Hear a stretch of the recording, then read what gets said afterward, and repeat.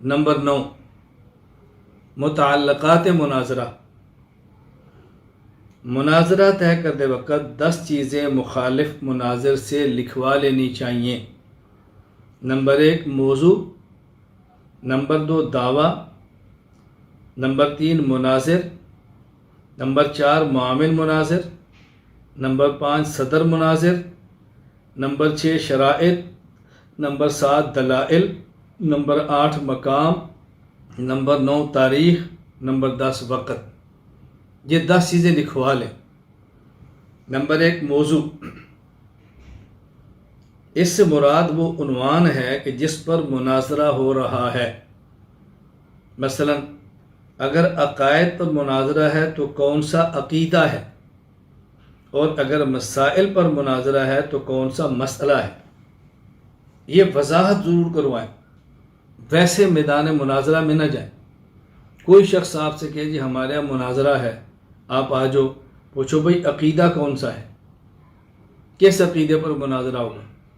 جس عقیدے پر مناظرہ کرنا ہے مخالف سے اپنا عقیدہ لکھ کر دے، پھر اس عقیدے کو چیک کرو غلط ہے یا ٹھیک ہے، اس کے بعد اگلی بات کرو۔ جی مسائل پر ہے، کس مسئلے پر ہے، وہ مسئلہ اسے لکھوائیں، پھر اس مسئلے کو دیکھیں، اس کے بعد مناظرہ کی بات کریں۔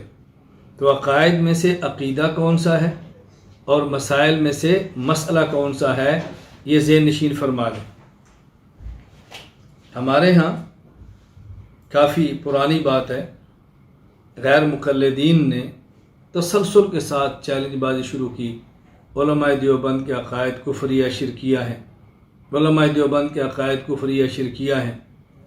تو میں گفتگو کرنے کے لیے چلا گیا، میں بھی آ گیا، غیر مقلد مناظر بھی آ گیا۔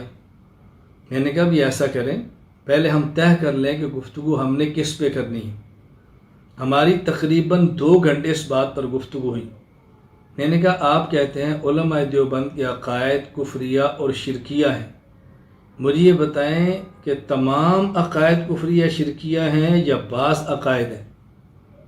اگر آپ کہتے ہیں تمام عقائد کفریہ شرکیہ ہیں تو یہ ذہن نشین فرما لیں، اگر ایک عقیدہ بھی میں نے ایسا ثابت کر دیا جو کفریہ اور شرکیہ نہ ہوا تو آپ کو شکست لکھنی پڑے گی، چونکہ آپ کا تمام والا دعویٰ ٹوٹ جائے گا۔ اور اگر آپ کہتے ہیں بعض عقائد کفریہ شرکیہ ہیں تو یہ ایک محمل قضیہ ہے، قضیہ محملہ ہے بعض۔ آپ کو وضاحت کرنی پڑے گی کہ ان بعض میں سے کون سا عقیدہ کفریہ اور شرکیہ ہے، کون سا عقیدہ کفریہ اور شرکیہ ہے۔ اچھی طرح ذہن نشین فرما لیں۔ مجھے کہنے لگا کہ یہ بات ہم مناظرہ والا دن بتائیں کہ کون سا عقیدہ۔ میں نے کہا میں کتنی کتابیں لا سکتا ہوں، مجھے بتاؤ، کتنے دلائل جمع کر سکتا ہوں، کتنی کتابیں لاؤں گا، کتنے دلائل لاؤں گا۔ جب آپ کی ہم سے گفتگو ہوتی ہے مسائل پر تو آپ کہتے ہیں گفتگو 3 طلاق پر ہے، گفتگو ترک رفع دین پر ہے، گفتگو 20 رکعت تراویح پر ہے، گفتگو تقلید پر ہے۔ آج آپ کہتے ہیں مناظرہ والے دن بتائیں گے۔ کبھی آپ نے ایسے کہا جی مناظرہ ہوگا کس مسئلے پر، اس وقت بتائیں گے۔ بھائی جس طرح مسئلہ پہلے لکھا جاتا ہے تو عقیدہ بھی تو پہلے لکھا جاتا ہے۔ آپ بتاؤ کس عقیدے پر مناظرہ کرنا ہے، علماء دیوبند کا کون سا عقیدہ جو کفریہ شرکیہ بتاؤ۔ 2 گھنٹے ہمارے اس بات کو لگے، مگر وہ یہ طے نہ کر سکا کہ علماء دیوبند کا عقیدہ کفریہ شرکیہ کون سا ہے۔ میں نے کہا میں آپ سے 5 سوال کرتا ہوں، آپ ان 5 سوالات کا مجھے جواب دیں۔ میں آپ حضرات سے گزارش کروں گا اختصار کے ساتھ آپ یہ لکھ لیں، اور اگر نہ لکھ سکے تو میں انشاءاللہ مفتی صاحب سے گزارش کر دوں گا، وہ آپ کو 5 چیزیں لکھ کے بھجوا دیں گے کہ جب عقیدے پر گفتگو کرنی ہو تو آپ مخالف سے 5 چیزیں لکھوائیں۔ میں نے کہا نمبر 1، علماء دیوبند کا کون سا عقیدہ کفریہ اور شرکیہ ہے۔ نمبر 2، یہ عقیدہ علماء دیوبند کی کون سی عقیدے کی کتاب میں ہے۔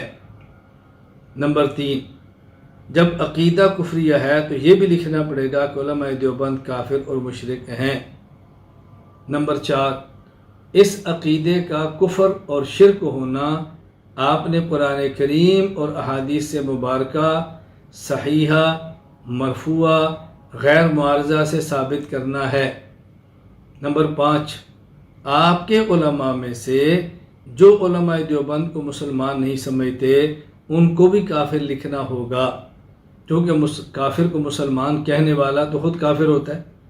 یہ تو نہیں آپ کہ جی مرزا غلام احمد قادیانی کی عقائد تو کفریہ ہیں لیکن وہ خود مسلمان تھا، کیسے ہو سکتا ہے؟ تو 5 باتیں آپ لکھیں۔ نمبر 1، علماء دیوبند کا کون سا عقیدہ کفریہ اور شرکیہ ہے؟ نمبر 2، علماء دیوبند کا یہ عقیدہ ان کی کون سی عقیدے کی کتاب میں ہے؟ نمبر 3، اس عقیدے کا کفر اور شرک ہونا قرآن کریم، احادیث صحیحہ، مرفوعہ، غیر معارضہ سے آپ نے ثابت کرنا ہوگا۔ نمبر 4، علماء دیوبند کا یہ عقیدہ، نمبر 1، یہ عقیدہ کون سا عقیدہ کفریہ شرکیہ ہے؟ نمبر 2، یہ عقیدہ ان کی کون سی کتاب میں ہے؟ نمبر 3، اس عقیدے کا کفریہ اور شرکیہ ہونا آپ قرآن کریم، احادیث صحیحہ، مرفوعہ، غیر معارضہ سے ثابت کرنا ہوگا۔ نمبر 5، ان کا عقیدہ کفریہ ہے تو ان کو کافر اور مشرک لکھنا ہوگا۔ نمبر 5، جو علماء ان کو مسلمان سمجھتے ہیں یا کہتے ہیں ان کو بھی کافر لکھنا ہوگا۔ یہ 5 چیزیں لکھو۔ 2 گھنٹے گزر گئے مگر یہ 5 چیزیں نہیں لکھ سکے، وقت گزر گیا۔ اب لوگوں میں بات چل پڑی، بھئی آپ کی گفتگو کا نتیجہ کیا نکلا؟ کہا جی وہ دوڑ گئے ہیں، وہ تو یہ ہو گیا۔ انہوں نے کہا بھی دوڑ کہا کیا؟ 2 گھنٹے ہماری گفتگو ہوئی ہے۔ اب ان سے کہا گیا کہ ویڈیو دو، کہا جی ہماری بیٹری ڈیڈ ہو گئی تھی۔ اچھا، اس کے بعد ہم نے کہا جی ہماری ویڈیو عام کرو، کہا جی انہوں نے جو ہے نا وہ کٹنگ کی ہے، ایڈیٹنگ کی ہے۔ یار 2 گھنٹے گفتگو ہے، 2 ہی گھنٹے کی ویڈیو پر آئی ہے تو کٹنگ اور ایڈیٹنگ کیسی ہو گئی ہے؟ ہمیں سمجھاؤ یہ بات۔ یہ چونکہ پنجابی کے اندر گفتگو ہے، ممکن ہے آپ کو میڈیا کے اندر اب بھی یہ مل جائے گی، گفتگو پنجابی زبان کے اندر ہے، اردو کے اندر نہیں تھی۔ خیر میں یہ بات عرض کر رہا تھا، نمبر 1، موضوع طے کریں کہ آپ کا موضوع کیا ہے۔ اسی طرح جب آپ کی مسائل پر گفتگو ہوتی ہے تو پہلے موضوع کا تعین کریں، کون سے مسئلے پر ہے۔ جب تک مسئلہ آپ نہیں کھولیں گے تب تک بات نہیں ہوگی۔ مثلا آپ کی گفتگو ہوتی ہے غیر مقلدین سے، وہ آپ سے کہیں گے جی مناظرہ ہے کس پر؟ ترک جعفر یدین پر۔ آپ کو جی آپ کا موقف کیا ہے؟ ہمارا موقف کیا، ذرا اس پہ لکھیں۔ آپ کیا کہنا چاہتے ہیں؟ کیا آپ یہ لکھ کر دے سکتے ہیں کہ رفع الیدین رسول اکرم صلی اللہ علیہ وسلم نے فلاں فلاں فلاں مقام پر ہمیشہ کیا ہے؟ یہ لکھو۔ جب آپ یہ باتیں لکھوائیں گے نا تو بات کرنی بہت آسان ہوگی۔ ہمارا دعویٰ کیا ہے کہ رسول اکرم صلی اللہ علیہ وسلم نے فلاں فلاں مقام پر کیا ہے اور چھوڑ دیا ہے۔ آپ کا دعویٰ کہ ہمیشہ کیا ہے۔ جب یہ موضوع کا تعین ہو جائے گا اب بات کرنی بہت آسان ہو جائے گی۔ یہ اچھی طرح ذہن نشین فرما لیں، پہلے موضوع طے کریں۔ نمبر 1، موضوع، اس کو واضح کریں۔ نمبر 1، موضوع، اس کو واضح کریں۔ نمبر 2، دعویٰ، جس عقیدہ یا مسئلہ پر مناظرہ ہو اس عقیدہ یا مسئلہ کے بارے میں موقف کو دعویٰ کہتے ہیں۔ آپ کا اس عقیدے کے بارے میں کیا دعویٰ ہے؟ قطعی ہے، ظنی ہے، اس کے نہ ماننے والے کا کیا حکم ہے؟ ذرا بات کھولیں۔ نمبر 3، مناظر، مدعی کے دعویٰ کو ثابت کرنے یا منکر کی طرف سے اس کے دعویٰ کو توڑنے والے شخص کو مناظر کہتے ہیں۔ مناظر کون ہوگا؟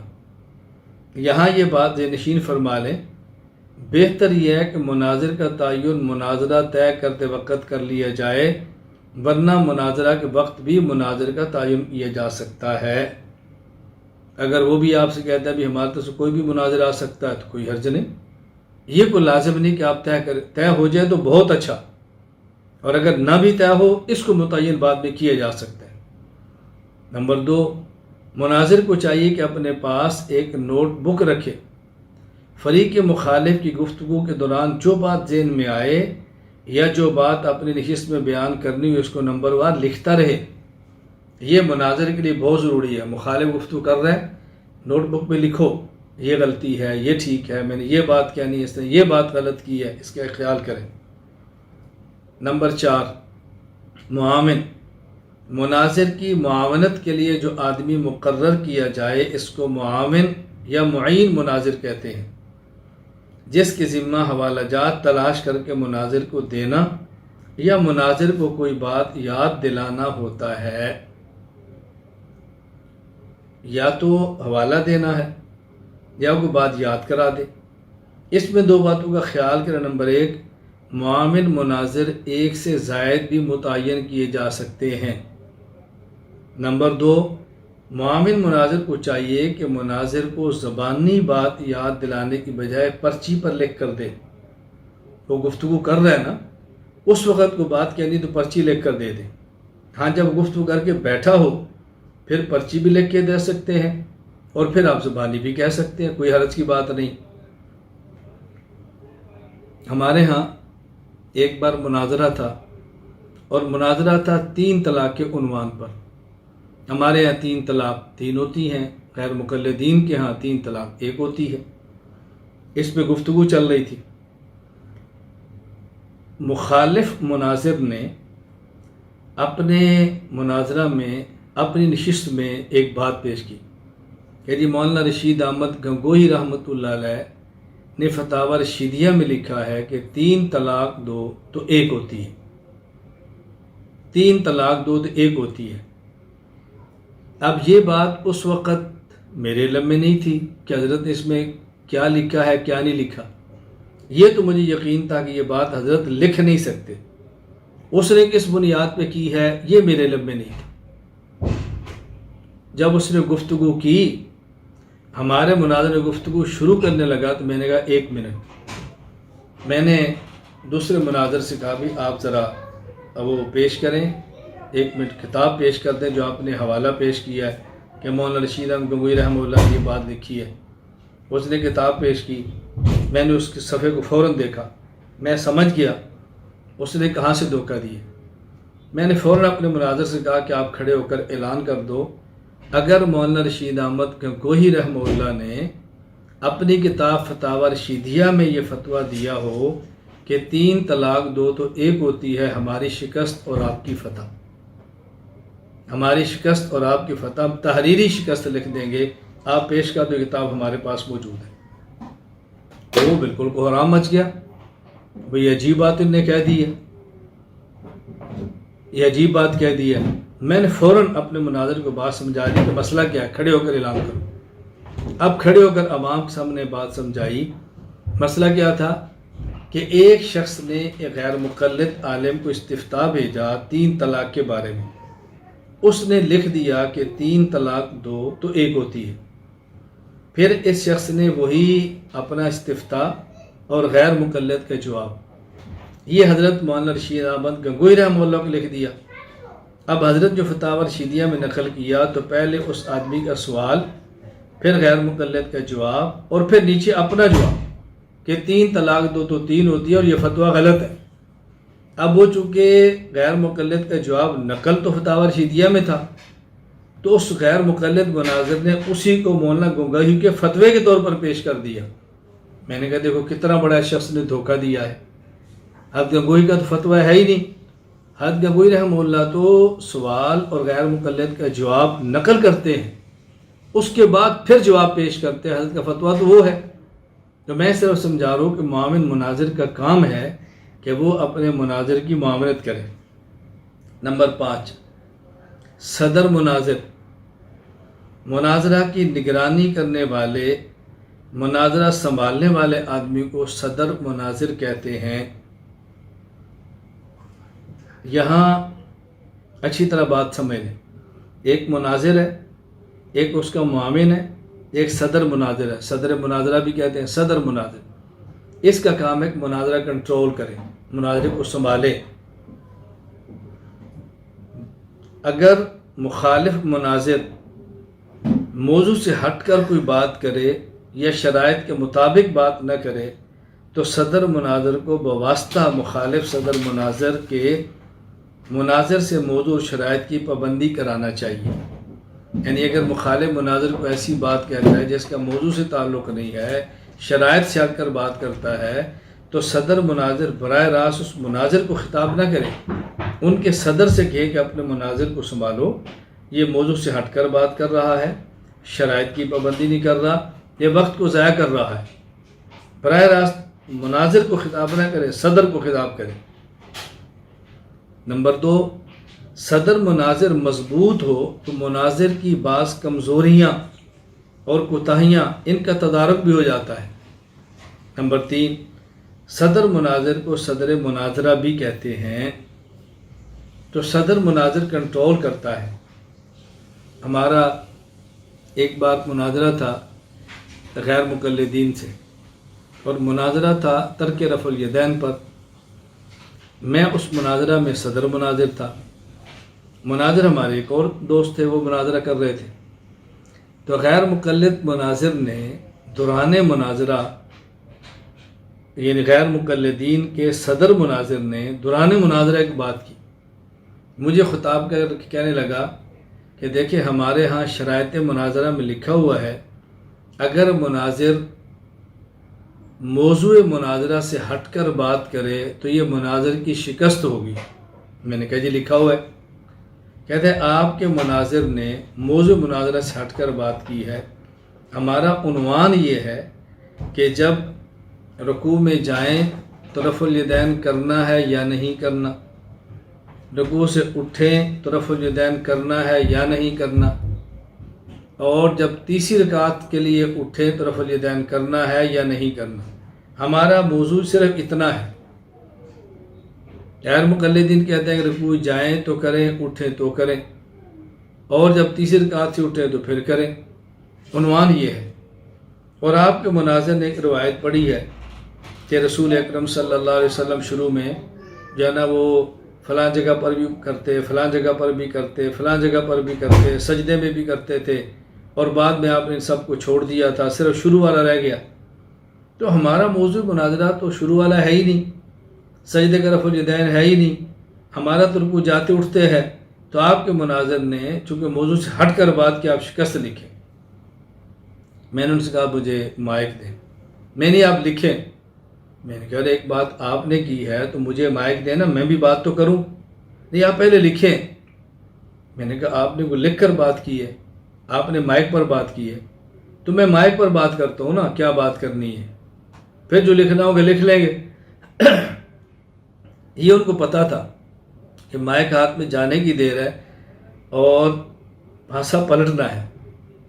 جو ہی میں نے مائک لیا، میں نے کہا دیکھیں آپ نے ایک بات کی ہے کہ مناظر موضوع سے ہٹ کر بات کرے تو اس کی شکست ہوگی، میں اس کو مانتا ہوں، شرائط میں لکھا ہے. آپ ایسا کریں، اپنے اس مناظرے کی ویڈیو کو پیچھے لے جائیں، مناظرہ روکتے ہیں، آپ اپنے مناظر کی پہلی نشست دیکھیں. اس نے پہلی ہی نشست میں بخاری شریف کی روایت پڑھی ہے، حضرت عبداللہ بن عمر رضی اللہ عنہما سے پڑھی ہے، اور یہ اس میں کہہ رہا ہے کہ رسول اکرم صلی اللہ علیہ وسلم رکوع جاتے رفع الیدین فرماتے، رکوع سے اٹھتے فرماتے، اور وہ سجدے کے میں رفع الیدین نہیں فرماتے تھے. یہ پڑھا واپس کریں. تو جب سجدے کا رفع الیدین ہمارا موضوع ہی نہیں ہے تو آپ کے مناظر نے یہ بات پہلی نشست میں کیوں کی تھی؟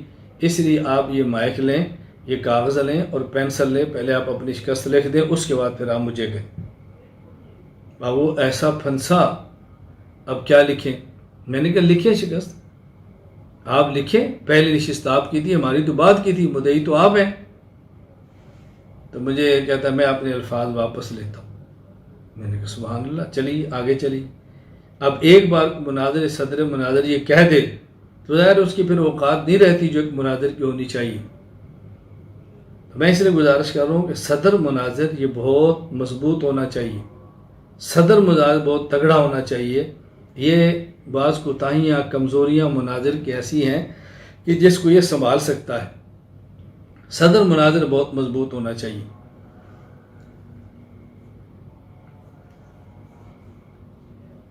ایک مرتبہ ہمارے ہاں مناظرہ طے ہو رہا تھا، اللہ کی شان کے انہی دنوں میری 1 ماہ کی نظر بندی آ گئی اور میں دائرے اندر چلا گیا، اور میں اندر ہی تھا تو مناظرہ طے ہو گیا۔ اب میں اس میں نہ مناظر، نہ صدر، نہ معاون۔ اللہ نے کرم فرمایا، جب میں رہا ہوا تو بھی کچھ دن باقی تھے مناظرے کے، تو میں اس میں چلا گیا شرکت کے لیے۔ اب میں مناظرے میں تو بیٹھ گیا، صدر بھی نہیں تھا، مناظر بھی نہیں تھا، معاون بھی نہیں تھا، میں تو بول نہیں سکتا تھا، میری تو بالکل خاموشی تھی، میں نے تو کوئی بات اس میں نہیں کرنی تھی، خاموش تھا۔ لیکن میں منتظر تھا کوئی موقع ملے تو میں بات کروں۔ اس میں عنوان کیا تھا کہ غیر مقلدین نے لکھا ہوا تھا کہ فلاں فلاں مقامات پہ رفع الیدین کرنا رسول اکرم صلی اللہ علیہ وسلم کی سنت ہے اور ہم اس کو دلائل سے ثابت کریں گے، یہ لکھا ہوا تھا۔ اب گفتگو چل رہی تھی، اللہ کی شان دوران گفتگو غیر مقلد مناظر نے مجھے خطاب کر کے کہا کہ مولانا ریاض گمان صاحب آپ اپنے مناظر سے کہیں ذرا موضوع کے مطابق دلائل دیں، ذرا ان کو سمجھائیں، یہ یوں کریں، کوئی بات کہہ دی، جو ہی بات کی تو میں کھڑا ہو گیا۔ میں نے کہا جی بات سنیں۔ وہ سمجھے کہ سختی آ گئی۔ اب مجھے کہنے لگا آپ صدر بھی نہیں، آپ مناظر بھی نہیں، معاون بھی نہیں، آپ کیوں بات کرتے ہیں؟ میں نے کہا آپ نے مجھے خطاب کیا ہے، جب میں کچھ بھی نہیں ہوں تو مجھے خطاب کرنے کی ضرورت کیا تھی؟ تو جب آپ نے مجھے مخاطب کیا ہے تو ظاہر میں بات بھی کروں گا۔ نہیں آپ بات نہ کریں۔ میں نے کہا میں نے کرنی ہے، آپ نے مجھے خطاب کیا ہے، میں تو منتظر تھا کہ موقع ملے اور کسی بہانے میں بات کر سکوں۔ میں نے کہا میں تو کروں گا بات۔ بہت چیخے۔ میں نے کہا آپ مناظرہ ختم کر دیں، آپ کی مرضی جاری رکھیں، آپ کی مرضی، میں نے بات ضرور کرنی ہے، آپ نے مجھے کیوں خطاب کیا؟ آپ کہتے ہیں ان کو سمجھاؤ، میں ان کو سمجھاؤں یا آپ کو سمجھاؤں؟ مدعی تو آپ ہیں، پہلی بات تو آپ نے کرنی، ان کو میں کیا سمجھاؤں؟ میری بات سنیں۔ بہت بحث مباحثہ، گرما گرمی۔ میں نے کہا میری بات سنیں گے، میں نے بات کرنی ہے، پھر بات آگے چلے گی، آپ نے مناظرہ ختم کرنا ہے تو ختم کریں، آپ کی مرضی ہے، بات ہوگی۔ اب لوگوں نے کہا مولانا کی بات تو سن لو۔ میں نے کہا آپ نے لکھا ہے کہ فلاں فلاں مقام پہ مناظرہ کرنا رسول اللہ صلی اللہ علیہ وسلم کی سنت ہے، یہ جو آپ نے الفاظ لکھے ہیں یہ الفاظ آپ مجھے ثابت کر کے دیں۔ دیکھیں جو آپ نے دعویٰ کیا نا اس دعوے کو ثابت کریں نا، آپ یہ الفاظ مجھے کہیں سے ثابت کر کے دیں۔ یہ رسول اللہ علیہ وسلم نے فرمایا تھا، صرف کام فرما دینے سے کیا سنت بن جاتی ہے؟ سنت کی تعریف کیا ہے؟ اور وہ تعریف تو مجتہدین فقہا نے کی ہے، آپ تو ان کی تقلید کر نہیں سکتے کہ آپ تقلید کر کے تعریف کو مان لیں۔ تقلید کریں گے تو آپ تعریف مانیں گے تو ان کا دعویٰ دوسرا بھی مان لیں، مقلد بنے پھر۔ تقلید کر کے آپ مشرک تو نہیں ہو سکتے، آپ تو موحد ہیں۔ مجھے یہ الفاظ ثابت کر کے دیں۔ جب تک آپ نے ثابت نہیں کرنے آگے نہیں بات چلے گی۔ 1 گھنٹہ گزر گیا، اس لفظ پر تو آپ نے ایک بات بھی پیش نہیں کی۔ اب وہ پھنس گئے کہ کیا کریں ہم؟ تو میں خیال عرضی کر رہا تھا کہ صدر بہت مضبوط ہونا چاہیے، صدر بہت مضبوط ہونا چاہیے۔ نمبر 6 شرائط۔ مناظرہ کے لیے جو قواعد طے کیے جاتے ہیں ان کو شرائط کہتے ہیں۔ یہاں بات سمجھیں، مناظر کو چاہیے کہ لکھی ہوئی شرائط کے مطابق گفتگو کرے اور مخالف مناظر کو بذریعہ صدر مناظر کے اس کا پابند کرے، یعنی شرائط سے ہٹ کر بات نہ کرنے دے۔ جو شرائط لکھی گئی ہیں ان شرائط کی پابندی کروائیں، یہ بہت ضروری ہے۔ شرائط سے باہر مت جانے دیں، شرائط کی پابندی کروائیں۔ نمبر 7 دلائل۔ مناظرہ طے کرتے وقت یہ بات لکھوا لینی چاہیے کہ مخالف مناظر ادلہ اربع، قرآن کریم، سنت، اجماع، قیاس شرعی میں سے کن دلائل کو مانتا ہے اور کن دلائل سے گفتگو کرے گا۔ مثلا جب آپ گفتگو کریں گے آپ کو بھی ہمارے یہ 4 دلائل ہیں، ہم ان 4 دلائل میں سے جس دلیل کو چاہیں پیش کریں۔ آپ کے دلائل کون سے ہیں؟ وہ کہتا ہے جی میرے 2 دلیلیں ہیں، قرآن اور حدیث۔ انہوں نے کہا آپ نے قرآن سے باہر نہیں جانا، آپ نے حدیث سے باہر نہیں جانا، آپ نے پھر امتی کے اقوال پیش نہیں کرنے، پیغمبر کو پیش کرنا ہے۔ ہمیں حق حاصل ہے کہ ہم جو چاہیں پیش کر چکے، ہمارے دلائل 4 ہیں، آپ کے دلائل 2 ہیں، ہم 4 سے پیش کریں گے، آپ 2 سے پیش کریں گے۔ آپ یہ باتیں لکھوا کر بات کریں تو میں دیکھتا ہوں کہ آپ سے گفتگو کرتا کون ہے۔ مجھے بہت سارے احباب کہتے ہیں کہ مولانا صاحب آپ کا مناظرہ نہیں ہوتا، ہم نے آپ کا مناظرہ نہیں دیکھا۔ میں نے کہا بھی مناظرہ تو ہونا چاہیے، لیکن اس کی قواعد اور شرائط جب آپ لکھیں گے تو آپ کو احساس ہو جائے گا کہ آپ کے مخالف کا نظریہ کتنا کمزور ہے، مخالف کی بات کتنی بوگس ہے، اور آپ کے لیے بات کرنی کتنی آسان ہے۔ کیونکہ فن سے ناواقفیت کی وجہ سے مسائل پیدا ہوتے ہیں۔ ہمیں مناظرہ کا شوق نہیں ہے، مناظرہ ہوتا ہے ہو، نہیں ہوتا نہ ہو۔ ہم نے اپنے عقائد کو دلائل کے ساتھ، اخلاص کے ساتھ، اعتدال کے ساتھ پیش کرنا ہے۔ کوئی قبول کرتا ہے تو اس کی مرضی، نہیں قبول کرتا تو اس کی مرضی۔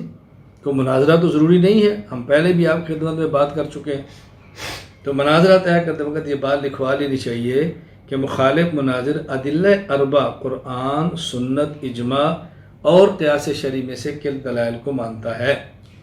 یہاں ایک بات اچھی طرح ذہن نشین فرما لیں، میں نے گزشتہ کل بھی بات کی تھی، میں نے کہا کچھ تفصیل سے بات آگے کروں گا، وہ یہ کہ اگر فریقین ایک ہی نسبت رکھتے ہیں اور ان کا آپس میں کسی عقیدہ یا مسئلہ پر اختلاف ہو جائے، وہ مناظرہ کریں، تو ان دونوں کو چاہیے کہ منسوب الیہ شخصیت کو پیش کریں، اس کے علاوہ دلائل پیش نہ کریں۔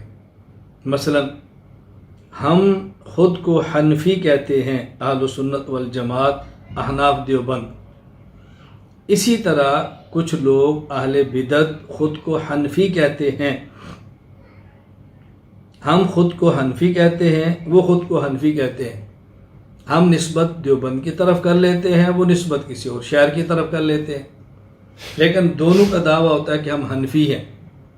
اب ظاہر ہے اگر ہم حنفی کہتے ہیں خود کو تو اس کا مطلب یہ ہے کہ ہم امام ابو حنیفہ رحمہ اللہ تعالی اور ان کے جو تلامذہ ہیں ان کے مفتبی اقوال کو لیتے ہیں اور اسی کے مطابق اپنی زندگی گزار رہے ہیں، اور دوسرا فریق خود کو حنفی کہتا ہے تو اس کا معنی یہ ہے کہ وہ بھی خود کو امام ابو حنیفہ رحمہ اللہ تعالی اور ان کے تلامذہ کو کے مفتبی اقوال کو لیتا ہے اور اس کے مطابق اپنی زندگی گزارتا ہے۔ دوسری بات، ہم اگر خود کو حنفی کہتے ہیں تو اس کا معنی ہم احناف کے مفتبی اقوال کو قرآن، سنت، اجماع اور قیاس شرعی کے مطابق سمجھتے ہیں۔ دوسرا فریق خود کو حنفی کہتا ہے، اس کا معنی وہ احناف کے مفتبی اقوال کو قرآن، سنت، اجماع اور قیاس شرعی کے موافق سمجھتا ہے، تبھی خود کو حنفی کہتے ہیں۔ اب سوال ہے جب ہمارا اور ان کا کسی مسئلہ میں اختلاف ہو گیا، مثلا رسول اکرم صلی اللہ علیہ وسلم پر صلاۃ والسلام پڑھتے وقت انگوٹھے چومنے ہیں یا نہیں، اذان سے پہلے یا بعد میں پابندی سے صلاۃ والسلام پڑھنی ہے یا نہیں، نماز جنازہ کے بعد دفن سے پہلے دعا مانگنی ہے یا نہیں، اب ان مسائل پہ اختلاف ہو رہا ہے، دونوں کا دعویٰ حنفیوں نے کا ہے۔ تو جب ان دونوں کے درمیان گفتگو ہوگی تو پھر دلائل میں یہ نہ کہا جائے کہ آپ بھی قرآن پیش کریں میں بھی پیش کروں، آپ بھی حدیث پیش کریں میں بھی پیش کروں۔ اگر ہم نے قرآن و حدیث ہی پیش کرنا ہے تو پھر ہمیں حنفی کہلانے کی ضرورت کیا ہے؟ جبھی آپ خود کو حنفی نہ کہیں، قرآن و سنت پیش کریں، اور اگر آپ خود کو حنفی کہتے ہیں تو ائمہ احناف کے مفتبی اقوال کو پیش کریں۔ کتنی آسان سی بات ہے، یا خود کو حنفی کہنا چھوڑ دیں اور یا احناف کے مفتبی اقوال کو پیش کر کے بات ختم کر دیں۔ یہ بات اچھی طرح ذہن نشین فرما لیں، اس بنیاد پر بات کریں گے تو الجھنیں نہیں ہوں گی، ٹکراؤ نہیں ہوگا، فساد نہیں ہوگا اور بات جلدی کسی ٹھکانے لگ جائے گی۔ اسی طرح ہم خود کو دیوبندی کہتے ہیں، رسول اکرم صلی اللہ علیہ وسلم کی قبر مبارک میں اور انبیاء علیہ السلام کی قبور مبارکہ میں حیات کے قائل ہیں، اور روح اور جسد کے تعلق کے ساتھ حیات کے قائل ہیں۔ قبر پر صلاۃ والسلام پڑھا جائے تو سنتے ہیں، دودھ سے پڑھا جائے تو بذریعہ ملائکہ پہنچایا جاتا ہے۔ انبیاء کرام اپنی قبور مبارکہ میں نماز بھی پڑھتے ہیں، انبیاء علیہ السلام کی ذات کے ہم توسل کے بھی قائل ہیں۔ تو یہ ہمارے جو عقائد و نظریات ہیں یہ ہمارے ہیں، ہم خود کو دیوبندی کہتے ہیں۔ اسی طرح کچھ لوگ ایسے ہیں جو خود کو دیوبندی کہتے ہیں لیکن ان نظریات کو قبول کرنے کے لیے تیار نہیں، لیکن وہ کہتے ہیں کہ ہم دیوبندی ہیں۔ اب جب ان کی اور ہماری گفتگو ہو، اب اس وقت لوگ کہتے ہیں جی قرآن پیش کریں، میں کہتا ہوں ہمیں اعتراض نہیں ہے، قرآن پیش کرنا چاہیے۔ احادیث پیش کریں، میں نے کہا اعتراض نہیں ہے، احادیث پیش کرنی چاہیے۔ سوال یہ ہے کہ آپ خود کو دیوبندی کیوں کہتے ہیں اور ہم خود کو دیوبندی کیوں کہتے ہیں؟ سوال تو یہ ہے۔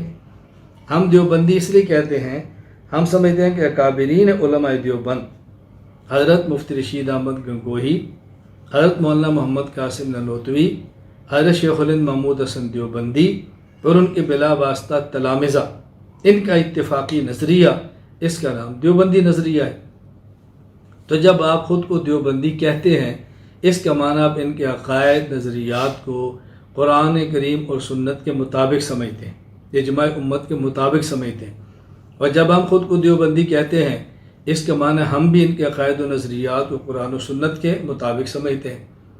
اب ہم کہتے ہیں ہم دیوبندی ہیں اور آپ دیوبندی نہیں ہیں، نیم غیر مقلد ہیں۔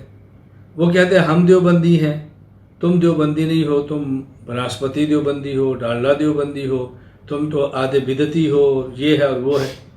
تو اس کا معنی یہ ہے کہ دونوں ایک دوسرے کو یہ بات کہتے ہیں کہ وہ کہتا ہے تو دیوبندی نہیں، وہ کہتا ہے تو دیوبندی نہیں۔ تو جب ہمارا ان سے مناظرہ ہو جائے، گفتگو ہو جائے، اب نہ ہم ان سے قرآن مانگے نہ وہ ہم سے مانگے، نہ ہم ان سے احادیث مانگے نہ وہ ہم سے مانگے۔ اب اس بات پر بات ہونی چاہیے، یا تو وہ خود کو دیوبندی نہ کہیں، ٹھیک ہے، اور اگر خود کو دیوبندی کہتے ہیں تو پھر قرآن حدیث نہیں، اکابرین دیوبند کا نظریہ پیش کریں۔ ہم خود کو دیوبندی کہتے ہیں تو اکابرین دیوبند کا عقیدہ اور نظریہ پیش کریں کہ ان کا اتفاقی نظریہ کیا تھا، یا پھر ہم خود کو دیوبندی کہنا چھوڑ دیں۔ یہ کتنی آسان سی بات ہے، یعنی ہم خود کو دیوبندی کہتے بھی ہیں، اکابر دیوبند کی رائے کا احترام کرتے ہیں، ان کے عقیدے کو اپناتے ہیں، نسبت ان کی طرف کرتے ہیں، اور جب جھگڑا ہوتا ہے پھر ان کا عقیدہ پیش کرنے کی بجائے پھر قرآن کریم پیش کرتے ہیں۔ تو اس کا معنی یہ ہوگا کہ وہ نہیں سمجھے ہم سمجھے، وہ غلط سمجھے تھے ہم ٹھیک سمجھے، تو پھر یہ دیوبندی نسبت پہ لڑنے کی کیا ضرورت ہے؟ یہ دیوبندی نسبت رکھنے کی ضرورت کیا ہے؟ آپ یہ نسبت کو چھوڑ دیں۔ میں اس لیے بارہا کہا کہتا ہوں کہ دیکھیں، میں خود کو دیوبندی کہتا ہوں اور تو دیوبندی نظریات کا پہرا دیتا ہوں، خود کو دیوبندی کہتا ہوں تو اکابرین علماء دیوبند کا دفاع کرتا ہوں، خود کو دیوبندی کہتا ہوں تو علماء دیوبند کے نظریات کا پرچار پورے عالم میں کرتا ہوں، چونکہ میں ان کے عقائد اور نظریات کو قرآن و سنت، اجماع امت اور قیاس شرعی کے مطابق سمجھتا ہوں، تو میں اس پہ کھڑا ہوں، کیا الجھن کی بات ہے؟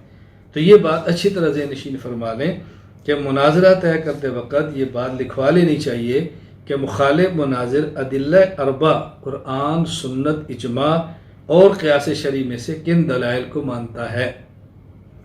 اگر ایک ہی نسبت رکھنے والے دو فریقوں کے درمیان مناظرہ ہو تو مناظرہ طے کرتے وقت یہ بات لکھوا لیں کہ ہر فریق بطور دلیل صرف اس منسوب الیہ شخصیت کی عبارات کو پیش کرنے کا پابند ہوگا جن کی طرف یہ اپنی نسبت کرتا ہے۔ مثلا اگر دیوبندی اور بریلوی میں مناظرہ ہو اور موضوع مثلا انگوٹھے چومنا، جنازے کے بعد دعا کل وغیرہ ہو، تو فریقین اپنے اپنے موقع پر فقہ حنفی کی عبارات پیش کرنے کے پابند ہوں گے، اس لیے کہ فریقین خود کو حنفی کہلاتے ہیں۔ اگر دیوبند کے نسبت کرنے والے دو فریقین کے درمیان مثلا حیات النبی صلی اللہ علیہ وسلم، سماع الصلاۃ والسلام عند قبر النبی صلی اللہ علیہ وسلم، استشفاء عند قبر النبی صلی اللہ علیہ وسلم، عرض اعمال، مسئلہ توسل، سماع موطا پر مناظرہ ہو تو فریقین متفق علیہ اکابر کی عبارات کو پیش کرنے کے پابند ہوں گے، اس لیے کہ دونوں خود کو دیوبندی کہلاتے ہیں۔